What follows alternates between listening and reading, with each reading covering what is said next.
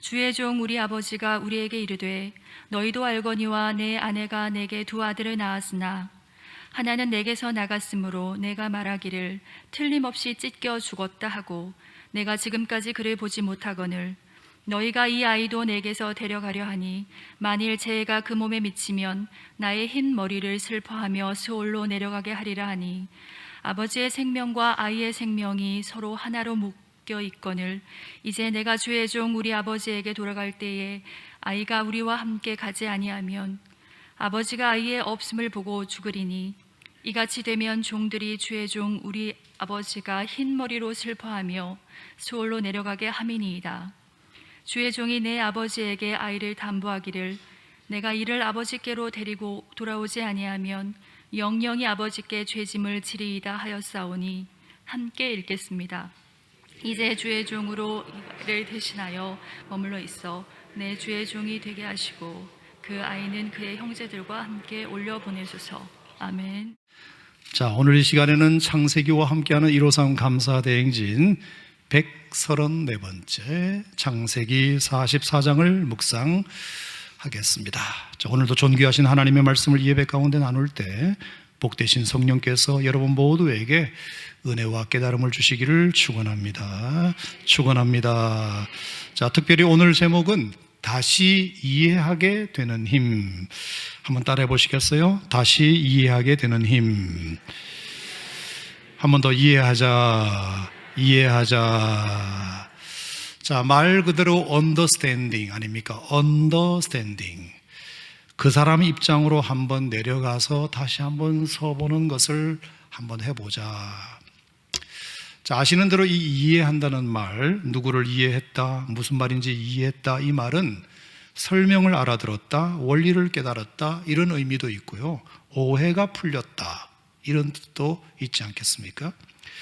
정말이지 사람이 살면서 이보다 더 중요한 일은 없는 것 같습니다.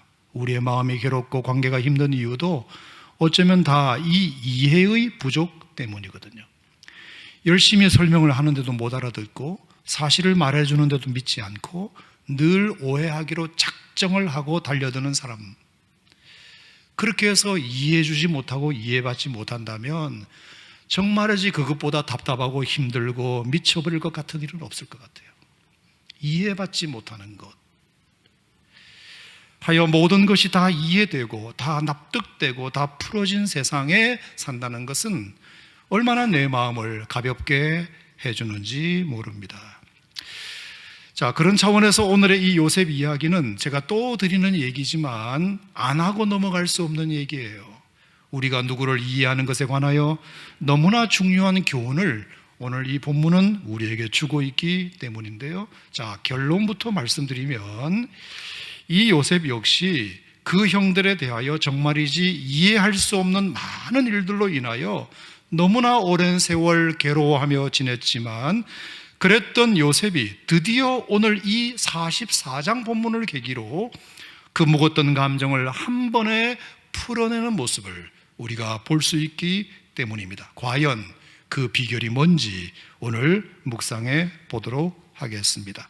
자, 실제로 보시면 얼마나 이 창세기 44장 사건이 요셉의 얼어붙은 마음을 다 녹여버렸는지 그 증거가 세 가지로 나타나고 있는데요. 자, 첫 번째 45장 1절 말씀을 한번 보겠습니다. 자, 요셉의 마음이 완전히 다 풀어지고 다 이해가 되었다는 증거. 45장 1절 시작. 요셉이 시종하는 자들 앞에서 그 정을 억제하지 못하여 소리질러 모든 사람을 자기에게서 물러가라 하고 그 형제들에게 자기를 알리니 그때에 그와 함께한 다른 사람이 없었더라. 자, 드디어 요셉이 형들에게 자기를 알렸다. 형님들, 제가 요셉입니다. 이 사실을 드디어 알렸다는 뜻입니다. 그동안 요셉은 형님들을 만났지만 자기는 형을 알아봤지만 형들은 자기를 못 알아봤기 때문에 철저히 자기를 숨겼어요. 아닌 척했어요. 그리고 아주 사무적으로만 그들을 대합니다. 이래저래 형들 골탕 먹이는 일에만 이어갑니다. 양식을 사러 온 그들을 두고 스파이 취급을 하지는 않나. 계속 그 누명을 뒤집어 씌워서 감옥에도 사흘이나 가두질 않나. 또 정당한 돈을 분명히 지불하고 사가는 그 곡식 자루 속에 다시 몰래 돈을 넣어두어서 마치 그들이 돈도 안 내고 양식을 훔쳐가는 도둑으로 그렇게 몰아버지를 않나.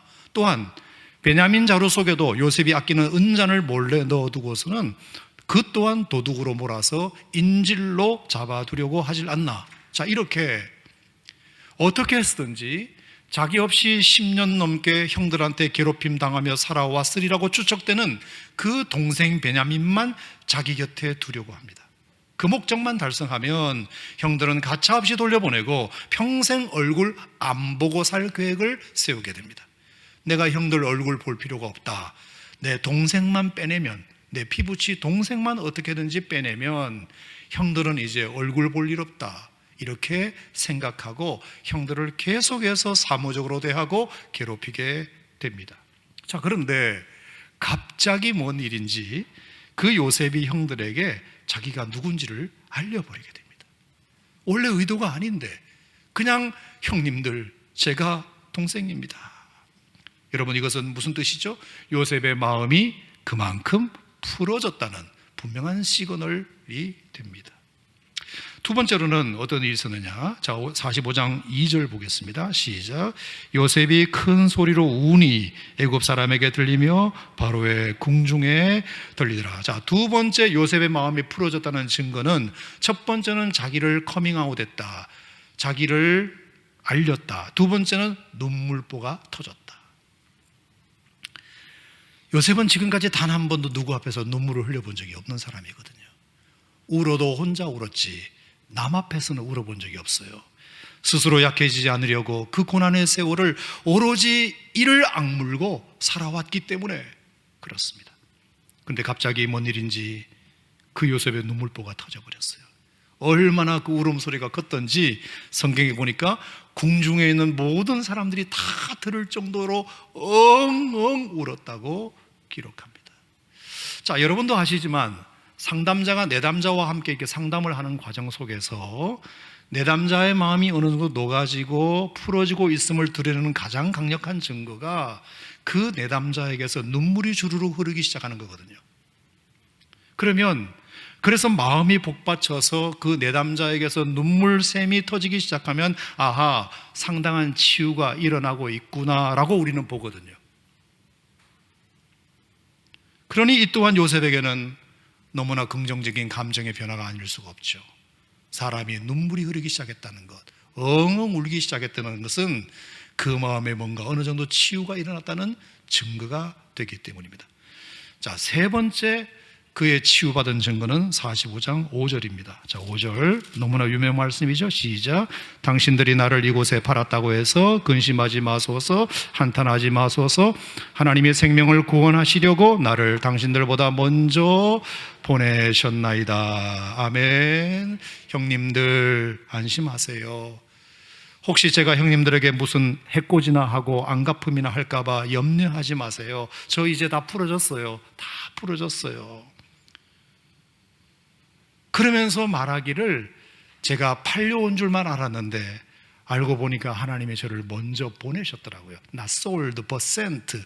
팔려온 것이 아니라 보냄받아 왔다는 것을 저는 이제 깨달았어요.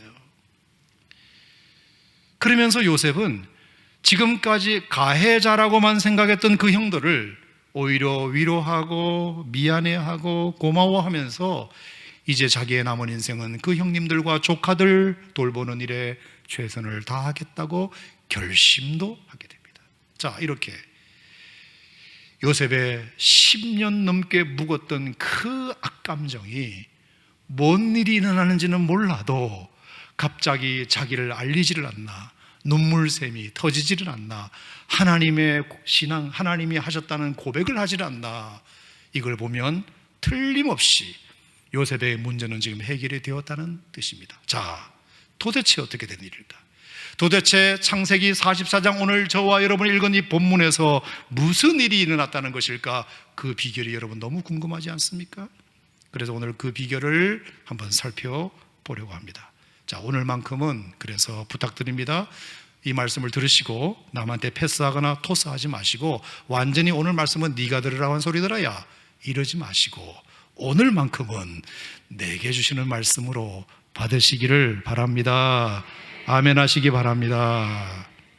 자, 아시는 대로 요셉은 그동안 너무 많은 세월을 형들에게 대한 억까 심정만 충만한 상태로 살았습니다. 요셉의 배달하는 형들 10명이 요셉을 어릴 때부터 얼마나 미워했는지 모릅니다. 그나마 그 어머니 라헬이 살아있을 때까지는 보는 눈이 있으니까 마음대로 못했지만 하필 그 라헬이 너무 일찍 돌아가시지 않습니까? 하여 졸지에 요셉과 베냐민에게는 엄마 없는 하늘 아래가 되어서 그때부터 미움과 왕따와 괴롭힘은 본격적으로 시작하게 됩니다. 자, 예를 든다면 한 번은 요셉이 17살 때 형들과 양을 치는 일이 있었는데요. 저도 이번에 발견했어요. 37장 2절을 이렇게 읽는데 거기 좀 이상한 장면이 나오더라고요. 자, 요셉이 형들과 양을 치는데 어떤 형들과 양을 쳤다고 되어 있냐면 레아의 아들들의 형들과 양을 친 게 아니고요. 빌하와 실바의 아들들과 양을 쳤다고 되어 있더라고요. 저 옛날에는 못 봤거든요. 근데 이번에 그걸 발견했어요. 자, 여러분, 제가 좀 죄송한 말씀을 드려볼게요. 자, 레아와 라헬은 어쨌든 야곱의 정부입니다. 정식 아내예요. 근데 빌하와 실바는 좀 미안한 얘기지만 그 레아와 라헬의 종들이잖아요. 그러니까 첩 중에 첩이잖아요. 그 첩의 아들들과 요셉이 함께 양을 치고 놀았다. 제가 이걸 보는데 이상하다. 요셉이 놀아도 레아의 자식들과 놀아야지 왜 종들의 자식들과 놀았을까? 이 생각을 제가 하게 되었는데 그만큼 이 말은 뭐냐면 레아의 자식들이 요셉을 자기에게 끼워주지 않았다 이 뜻입니다. 끼워주지 않았다. 그러니까 요셉 입장에서는 그것부터가 상처예요. 얼마나 섭섭했을까요? 형님들이 나를 자기들에게 끼워주지 않고 종들의 자식과 놀게 했다. 그게 요셉에게는 상처가 될 수 있겠다 하는 생각이 들었어요. 두 번째, 채세고 사건도 있었습니다. 아버지가 어디 가서 옷감을 사오시더니 누구 손으로 지어 입히셨는지는 모르지만 분명히 본인이 하지는 않았을 테고 그렇다고 배달한 엄마가 해주지도 않았을 테고 분명히 어디 품이라도 사서 만들게 했을 텐데 그 채색옷을 요셉에게만 딱 입혀줍니다. 그러자 그때부터 요셉은 이제 형들에게서 시달림을 받기 시작합니다. 물론 아버지가 안 볼 때였겠지만 요셉이 이렇게 채색 입고 지나가잖아요. 그러면 요셉에게 한마디 했겠죠. 옷을 이렇게 슬쩍 들었다 놨다 하면서 야, 좋냐? 이럴 수. 좋기도 하겠다. 그러면서 구정물도 일부러 튀기고 흙도 뿌리고 아이고 그 좋은 채색옷 다 버렸네. 어쩌지? 널 그렇게 사랑하는 아버지한테 혼 좀 나봐라 이러면서. 여러분, 형들 아무도 안 입는 옷을 자기만 입는 그 마음이 기쁘기만 하겠습니까? 차라리 안 입고 말지. 그것 때문에 형들한테 미움을 받고 조롱을 받고 비아냥 받는데 누가 좋겠어? 얼마나 그것 때문에도 마음이 힘들은지 몰라요. 또 한 번은 꿈 사건도 있었는데요. 자기는 나름 신기해가지고 형한테 좀 위로나 받으려고 격려나 받으려고 꿈 이야기를 해요. 형님들, 제가 어젯밤에 꾼 꿈을 한번 좀 들어보실래요? 그랬더니 아이고 우리 동생 그런 꿈을 다 꿨어. 아이고 내용을 들어보니 너무 좋은 꿈이네. 형들보다 네가 더 출세하겠다는 꿈 같네. 앞으로 네 잘 되면 우리 형들도 좀 잘 봐줘. 이런 말을 들을 줄 알고 동생이 그런 꿈 꿨다 그러면 형님들이 좀 위로해주고 왜?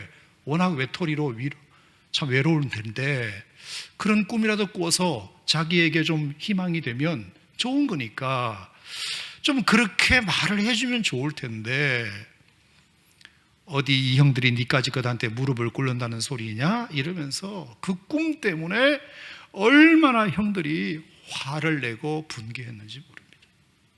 또 한 번은 심부름 사건이 있었습니다. 정말 요셉은 나름 아버지 명을 받고 형님들 생각해서 정말 멀리 떨어지지 않는 그 발걸음을 떼어 세겜으로 도단으로 90km 가까이 걸어서 갑니다. 그러면 아이고 우리 동생 이 멀리까지 형들을 위해서 왔어, 너무 고마워, 오느라 고생했네, 이래줘야 되는데 내 이놈 여기가 어디라고 왔느냐 이러면서 그 형들은 요셉을 뭐 죽인다, 묻어버린다 이러면서 잔뜩 겁을 주고는 결국은 애굽으로 팔아버리게 됩니다. 자, 이 모든 게 요셉에게는 뭐다? 상처다. 상처다. 그리고 나서 이제 본격적인 고난은 그 다음부터 시작되죠. 보디발 장군 집에 노예로 팔려가서 생전 안 해보던 마당 쓸고 나무하고 모심기하고 작두질하고 쇠죽 끓이고 변소 치우고 밤에도 늦게까지 맷돌 갈고 새벽에 일찍 일어나 군불 떼고 쇠죽 끓이고 하여 요셉은 그럴 때마다 이 모든 고생은 다 저 형들 때문이야. 만약 내가 이 다음에 잘 되기만 하면 절대로 우리 형들 가만 안 둘 거야. 내가 반드시 복수할 거야. 이를 갈망하지 않습니까? 그런데 결국 어떻게 됐죠? 그 요셉이 총리가 됩니다. 총리가 돼요. 절대 권력을 쥐게 됩니다. 그러니까 드디어 마침내 그 한을 풀 때가 온 것입니다. 마침 근동지방에 흉년이 들어서 자기 형들도 양식을 사러 오게 되었는데 그 모습을 딱 보니까 형들이 틀림없어요. 잘 됐다. 그래서 요셉은 생각할 것도 없이 그 형들에게 안갚음을 하기 시작합니다. 그게 뭐냐? 스파이로 몰고 도둑으로 몰고 가두고 이런 것들입니다. 저는 그래서 여기서 참 귀한 깨달음을 하나 갖게 되는데요. 제가 지난주 무슨 설교를 했죠? 지난주에 므낫세 얘기를 하면서 요셉의 그런 상처와 고난들이 참 많았던 건 사실이지만 그래도 그가 잘 됐잖아요. 출세했잖아요. 그리고 아들까지 낳았잖아요. 그래서 므낫세라는 딱 아들을 낳자마자 그동안 모든 고난과 상처들을 하나님께서 잊어버리게 해주시는 경험을 하게 됩니다. 그래서 므낫세가 하나님께서 나로 하여금 이 모든 고통을 잊어버리게 하셨다. God has made me forget all my trouble. 모든 고난을 하나님이 나로 하여금 잊어버리게 하셨다. 이 고백을 아들 낳고 하게 됩니다. 자, 그러면 우리는 어떤 기대를 하느냐 하면 요셉의 마음이 이제 다 풀어졌구나, 다 치유됐구나, 형님들 다 용서했구나, 요만큼의 앙금까지도 다 하나님이 싹 걷어가셨구나, 우리는 이렇게 생각할 수 있잖아요. 그런데 결과는 어땠다? 여전히 그 마음은 그 후로도 남아있었다. 형들을 보자마자 갑자기 옛날 생각이 다시 올라와서 잊어버린 줄 알았는데, 덮여져 있는 줄 알았는데 다시 맨홀 뚜껑이 열리면서 그게 확 올라오면서 안갚음하고자 하는 마음이 생겼고 스파이로 몰고 도둑으로 몰고 감옥에 가두고 이런 일을 하게 됩니다. 이거 뭐지? 하나님이 분명히 잊어버리게 해주셨다고 말씀하셨는데 왜 여전히 요셉은 형들을 괴롭히고 있지? 라는 생각 때문에 제가 설교 준비를 이어가지 못하고 조금 고민을 했어요.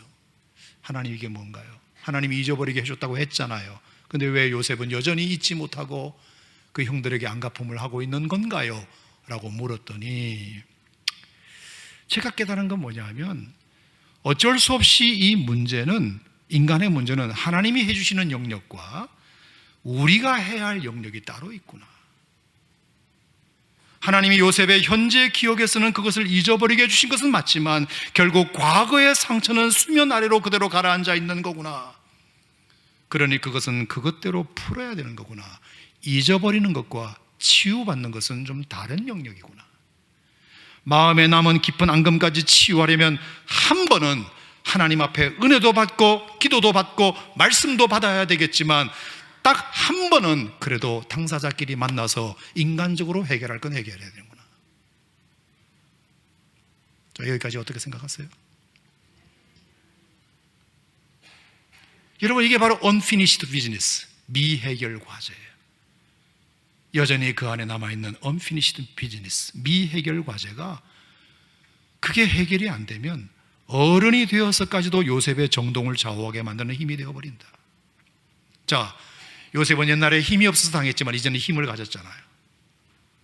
이제는 요셉이 갑이고 형들이 을이잖아요.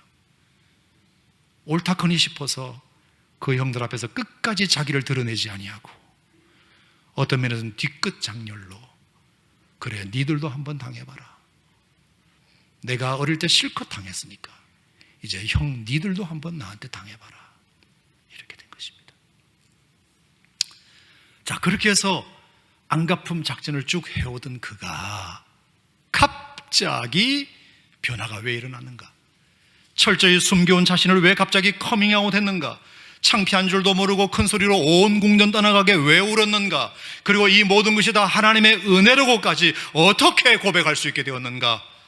어떻게 심지어 요셉은 끝까지 자기만 피해자, 형들은 가해자라는 생각만 하고 살다가 오히려 나도 가해자, 형들은 또 피해자, 이런 생각까지 이르게 되었는가?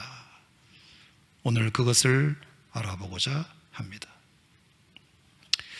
자, 그것이 뭐냐 하면 결론부터 말씀드리면 역지사지 효과입니다. 한번 따라합시다. 역지사지. 입장 바꿔 생각해 본다는 뜻입니다. 자, 지금까지 요셉은 무슨 생각을 하고 살았느냐? 이날 이때까지 평생을 내가 피해자, 쟤들이 가해자. 한 번도 이 생각을 바꿔본 적이 없어요. 내가 피해자, 쟤들이 가해자. 나만 당했고 형들은 나를 괴롭혔고, 이렇게만 생각했는데 단 한 번도 형들도 피해자일 수 있을 거라는 생각을 단 한 번도 못했었는데, 그 생각에서만큼은 하나님의 말씀도 믿지 못했는데, 주일날 아무리 목사님이 설교하고 말씀을 연구하고 아무리 철야 기도를 해도 하나님 그건 아니에요. 하나님도 내 사정을 몰라서 그래요. 내가 피해자예요. 쟤들이 가해자예요. 하나님도 모르면 가만히 계세요. 이렇게 살았는데 갑자기 본문 44장에 와서 일어난 놀라운 역지사지가 순식간에 오랜 세월 자기를 꽁꽁 얼게 했던 그 마음을 한 방에 녹게 하고 철옹성 같았던 그 마음을 와르르 무너뜨려 주게 됩니다. 여러분, 그 핵심이 바로 뭔지 아세요? 바로 44장에 나와 있는 넷째 형 유다가 한 이 말 때문인데요. 자, 요셉이 기어이 베냐민은 두고 가야 합니다, 두고 가야 한다, 물러서지 않으니까 유다 역시도 막아서면서 총리님, 그만큼은 안 됩니다, 베냐민은 저희가 데리고 가야 됩니다, 이러면서 14절부터 34절까지 자기들이 왜 베냐민을 데리고 갈 수밖에 없는지 그 이유를 쭉 설명을 한 것이 오늘 본문인데, 그 본문을 쭉 듣는 가운데 요셉에게 충격적인 두 마디가 딱 꽂히게 됩니다. 자, 첫 번째가 27절, 두 번째가 33절. 자, 먼저 27절을 읽겠습니다. 44장 27절 시작. 주의 종 우리 아버지가 우리에게 이르되 너희도 알거니와 내 아내가 내게 두 아들을 낳았다. 자, 보세요. 자, 이 말이 뭐냐 하면, 자, 유다가 이렇게 얘기하는 거죠. 요셉 총리한테, 총리님, 정 그러시다면 저희 가족에 대한 설명을 잠시 드려도 되겠습니까? 사실 저희 가족은 말입니다, 12명의 형제들로 자랐습니다. 하지만 솔직히 말씀드려서 저희 어머니는 모두 4분이십니다. 그 4분의 어머니에게서 12아들이 태어났습니다. 그런데도 저희 아버지는 그 중에 유독 한 어머니와 2아들만 사랑하셨습니다. 그래서 늘 저희에게 입버릇처럼 말씀하시는 내용이 뭐냐, 이놈들아, 니들도 알지? 나한테는 말이야, 부인은 하나, 자식은 둘. 부인은 하나, 자식은 둘. 다른 애들은 필요 없어. 다른 여자 필요 없고 다른 애들 필요 없어. 내게는 부인은 하나, 자식은 둘. 알지? 여러분, 이게 어떻게 들리세요? 자, 그러면 유다나 이사갈이나 스불론이나 르우벤이나 레위나 이런 사람들은 뭐라는 뜻입니까? 아버지, 그러니까 엄마의 아들이긴 한데 아버지의 아들은 아니란 뜻이에요. 자기를 낳아 키워준 엄마가 자기들 엄마이지만 우리 아빠의 부인은 아니란 뜻이에요. 그 얘기를 듣는 요셉의 마음을 한번 생각해 보세요. 한 번도 지금까지 그런 생각을 해본 적이 없네. 왜? 내가 피해자고 형들이 가해자라는 생각에 꽉 차 있었기 때문에. 근데 유다가 처음으로 진솔한 말을 하는 겁니다. 총리님, 저희 집에 12아들이 있는데요, 어머니가 넷입니다. 근데 저희 아버지가 늘 저희 보고 하시는 말씀이 뭐냐, 이놈들아 너희 알지? 내게는 마누라 하나 자식은 둘, 나머지는 땡이야, 필요 없어. 그 얘기를 듣는 요셉의 마음이 어땠다고 생각하십니까?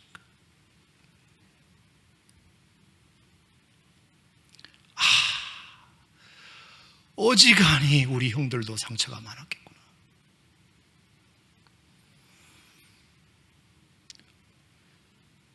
우리 형들에게도 못지않은 상처가 있었겠구나. 내가 아버지 품에서 철없이 놀 때 형들 또한 얼마나 그 품에 안기고 싶었을까. 나만 채색 옷 입고 철딱서니 없이 굴 때 형들 또한 그 얼마나 채색 옷을 입고 싶었을까. 얼마나 내가 부러우면서도 얄미웠을까. 근데도 그것도 모르고 난 철딱서니 없이 돌아다녔으니 그 마음 몰라드리고 날 미워하는 형들만 미워했으니 나도 가해자구나, 형들도 피해자구나. 왜 나는 그걸 여태 몰랐을까. 내가 바보구나, 내가 어리석었구나. 그것도 모르고 나는 내가 잘한 줄만 알고 형들에게 안갚음하려고만 했구나. 스파이로 몰고 도둑으로 몰고 감옥에도 집어넣었구나. 어떡하지, 미안해서. 처음으로 요셉이 형들에게 가져보는 미안한 감정이 쑥 올라오게 됩니다. 여러분, 이것이 다시 이해하게 되는 첫 번째 힘입니다. 따라합시다. 미안한 마음. 이것이 요셉의 마음을 흔들기 시작합니다. 두 번째, 이 마음은 다른 마음으로도 이어지는데요. 자, 33절입니다. 33절 시작. 이제 주의 종으로 그 아이를 대신하여 머물러 있어 내 주의 종이 되게 하시고 그 아이는 그의 형제들과 함께 올려 보내소서. 자, 이게 뭐냐 하면, 자, 베냐민은 두고 가라, 요셉이 그랬잖아요. 그랬더니 형들이 나서서 절대로 안 됩니다. 그것만큼은. 차라리 저희가 당신의 종이 되면 되지, 제 동생만큼은 꼭 돌려보내 주시옵소서. 자, 그 얘기를 듣는데 요셉의 마음에 무슨 생각이 딱 들었을까요? 자, 요셉은 지금까지 넘겨짚은 게 하나 있어요. 틀림없이 내가 있을 때 형들한테 당한 거 생각해서 이제 내가 빠져나갔으니까 내 동생 베냐민은 뻔할 뻔짜 보나마나 안 봐도 비디오, 형들한테 얼마나 많은 학대를 당했을까. 발로 밟고 학대하고 조롱하고 그랬을 거다, 이렇게 생각하고 어떻게든지 베냐민은 자기 곁에 두려고 했는데 형들이 뚜껑을 열고 보니까 뭐라고 말하느냐 하면, 총리님, 저희가 베냐민만큼은 포기할 수 없습니다. 차라리 제가 총리님의 종이 될지언정 베냐민은 포기할 수 없습니다. 이렇게 나오니까 요셉이 뭐지? 이거 뭐지? 아니, 내 동생을 형님들이 이렇게 귀하게 여겼나? 내가 없는 지난 10여 년 동안 우리 동생을 우리 형님들이 이렇게 잘 돌봤다는 말인가? 이것에 갑자기 마음이 무너져요. 성경에는 없겠지만 저는 분명히 있을 거라고 생각합니다. 자, 유다가 이렇게 종이 됐다고 하니까 갑자기 옆에 있는 르우벤 형이 나서면서, 아닙니다, 총리님. 그래도 제가 남으려면 제 첫째가 남아야지요.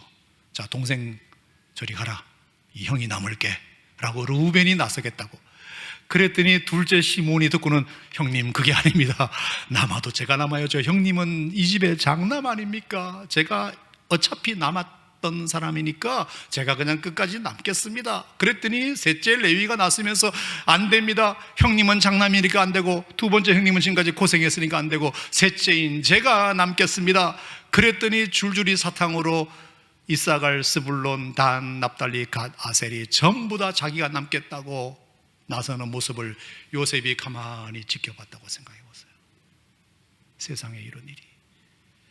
내 동생 하나를 살리려고 이렇게 형들이 달려들어 내 동생을 보호하려 해주려고 하네. 지금까지 단 한 번도 그 생각을 해본 적이 없어요. 근데 이번에 느껴요. 고마운 형님들, 그것도 모르고 나는 형님들을 미워했구나, 너무너무 미워했구나 하는 생각을 가지게 됩니다. 나 없는 동안에도 이렇게 잘 지냈는데 내가 너무 오해했구나. 고마운 마음. 따라합시다. 고마운 마음. 그래서 요셉은 울어버렸어요. 눈물이 터져버렸어요. 울었어요. 그 울음의 의미는 뭘까요? 미안해서 울고 고마워서 울고, 형님들을 지난 10수년간 오해한 것에 대한 미안함과 형님들이 내 동생을 잘해준 것에 대한 고마움 때문에 울어요. 그리고 세 번째, 그러면서 이 모든 것에는 다 하나님의 계획이 있으셨구나, 팔려왔지만 보냄받아 온 거구나 하는 것을 알게 됩니다. 나를 먼저 이 땅에 보내셔서 내 가족 내 민족을 구원하라는 하나님의 섭리였구나 하는 것을 알게 된 것입니다. 하나님이 모든 것을 합력하여 선을 이루셨구나. 할렐루야. 믿으시면 아멘. 그래서 오늘 결론은 뭐냐면, 결론은 좀 농담 섞어서 한번 하겠습니다. 자, 우리가 많은 사람들에게서 오해가 많아요. 오해. 이해하지 못하고 우리의 모든 상처 중에는 많은 오해로 인하여 비롯된 것이 많아요. 자, 그러면 우리가 어떻게 이 오해를 풀고 이해할 수 있을까? 여기서 세 가지를 빼야 돼요. 세 가지를. 오해해서 이해하려면 반드시 해로운 세 가지가 있어요. 오해를 불식시키려면 해로운 것 세 가지를 반드시 빼야 돼요. 첫 번째, 그게 뭐냐면, 나는 쟤한테 절대로 미안할 게 없는 사람이야. 걔가 나한테 미안해야지, 나는 걔한테 미안할 게 없어. 이 마음이 첫 번째 해로운 마음입니다. 제가 인생을 살아보니까 이 마음을 고수해서 문제가 해결될 것은 없더라. 두 번째 해로운 마음은 뭐냐? 내가 그 사람한테 고마워할 게 뭐가 있어? 걔가 나한테 고마워해야지. 이 마음은 진짜 해로운 마음이에요. 나도 고마워할 게 있지 왜 없어요? 나도 미안할 게 있지 왜 없어요? 세 번째 해로운 마음은 뭔지 알아요? 여기에는 어떤 하나님의 뜻도 없을 거야. 하나님도 아마 이 사건만큼은 내박쳐 두셨을 거야. 하나님도 지금 이것만큼은 관심이 없을 거야 라고 생각하는 마음이 세 번째 해로운 마음이에요. 여러분, 어디가 그래요? 하나님이 안 계신 곳이 어디 있어요? 하나님이 섭리하지 않는 일이 어디 있어요? 하나님의 계획이 없는 것이 어디 있어요? 하나님은 어느 순간에도 여러분들을 보고 계시고 알고 계시고 듣고 계시고 계획을 갖고 계신 줄로 믿으시기 바랍니다.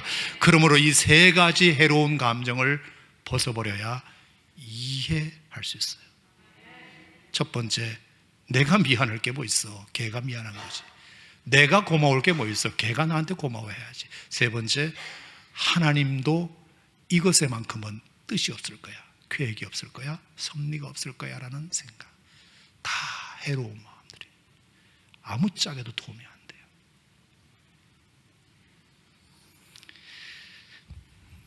컵에 든 물에는 잉크 한 방울만 떨어뜨려도 금세 색깔은 변하지만 호수에 그 잉크 한 방울 떨어지는 것은 전혀 문제가 안 돼요. 결국은 뭐냐? 잉크가 문제가 아니라 내 마음의 크기가 문제다.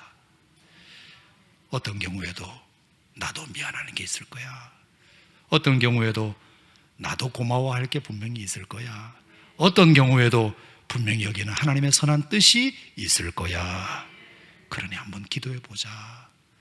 우리가 그렇게 나가면 글쎄요, 다 풀리지 않을까 그렇게 생각합니다. 동의하시면 아멘.